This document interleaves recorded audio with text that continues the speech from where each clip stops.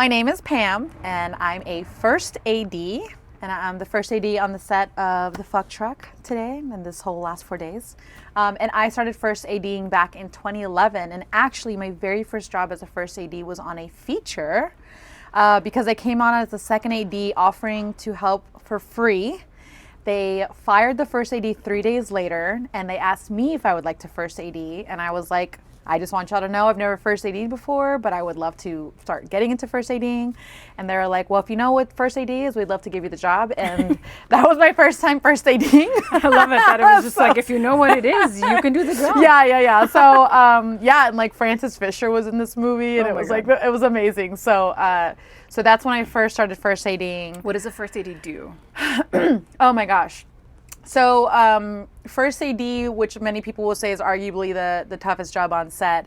I don't know if I necessarily agree, but I also don't find it particularly hard, but that's maybe why I like to do it. So first ADs will break down the schedule of the shoot and organize all the scenes and the shooting order and everything that's happening on the day. Then on set, the first AD is running the entire set. I like to think of it as like the first AD is the captain of the ship and is making sure that that ship is moving where it needs to go and on time. And the AD also helps the production make sure they don't go into OT. Which we love. Yes. Okay, so for anyone who's looking to get into first ADing, that path, what would you be today, like now, right? Given the years we've had, et cetera, what would be your advice to them? The first thing is don't get into first ADing if your favorite thing is to just boss people around. I think that could make somebody not a good AD. I think the first and foremost is extreme organization and logistical skills, but the second equal would be patience. Patience and understanding, and honestly understanding how to communicate with other people. If you don't have good communication skills, if you lose your patience, if you can understand how long things take, then I don't think that you would probably make a very good AD. But if you have all those things and you're very good organizationally and logistically in your brain, and you can be friendly and a people person, I think that makes a wonderful first AD.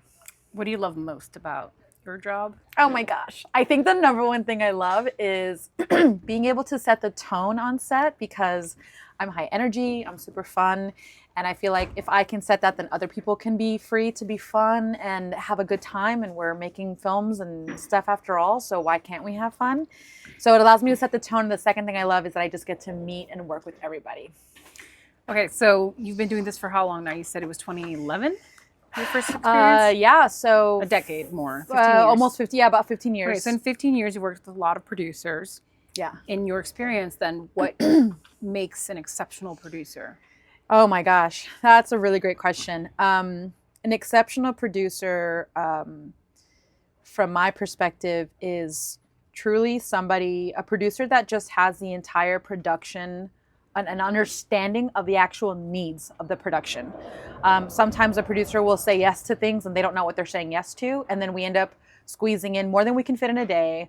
We end up doing things that we weren't prepared to do, and what that does is it puts a lot of pressure and strain on a crew, and when you have an unhappy crew, you have a very miserable shoot. And so it starts with the producers understanding when they break down a budget, when they break down our shooting days, and when we start prepping and getting the crew together, understanding the needs of the production, which comes with experience, of course. But then once you understand the needs of the production, then a production can have everything that it needs. Crew, equipment, location stuff, parking. Gosh, the amount of producers I work with that don't even think about parking, little things like that, just understanding the logistics of it. When you can really understand that, I think that makes a very exceptional producer. And then what is something you wish producers knew, producers of all types, people coming up in the producing umbrella, which can be production, creative, development executives? What is one thing you wish that they knew and understood about your specific role that is maybe often overlooked? That's a tough question. I feel like my role isn't generally overlooked. I feel like most people really understand, for the most part, what a first AD is. Well, I should say producers understand what a first AD is, because they understand that they need somebody to run the set. So I don't actually really run into producers that don't understand unless they're super green and like just aren't sure what a first AD does. But that's, yeah, I don't know. I think I've sometimes run into producers that are asking more for my position that could be into like producing stuff, UPM, like production coordinating sometimes as a first. And so then I have to just kind of figure out like what, like we have to figure out and establish like what my parameters are. But yeah, that's, I don't know if there's anything I would say that's particularly overlooked. Maybe also just understanding how long it takes to break down a schedule, and understanding that there's always going to be variations of a schedule, and understanding that a schedule is never like truly fully locked. Like it's maybe 99% locked, but things can always change, especially things on the day, things the night before. But yeah, I think if you're producing and you're not really sure what a first AD's job and role is, you might want to learn a little bit more about producing. You got to start somewhere, though, ladies and germs.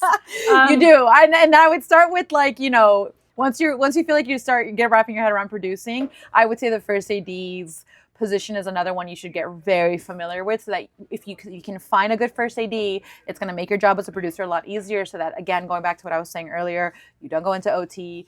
A first AD can help you understand what they can truly fit in a day, and they're that person that's the middleman between the logistics side of budgets and needs of the production and the creative side. The first AD is that middleman that can understand what the needs of the production and also talk to creatives to make sure that those can all be on the same page.